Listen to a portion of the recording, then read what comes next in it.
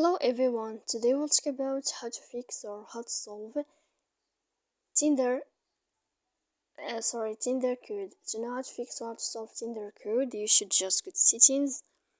Here in this page, we click apps, default apps, app settings. When you'll find this list, you will go to the window of Tinder.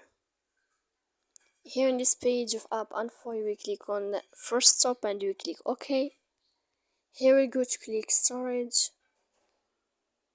Then we click clear cache, and in the end you can go to your Wi-Fi. You will turn off your Wi-Fi and you will turn on your Wi-Fi again to fix that problem you have on Tinder app.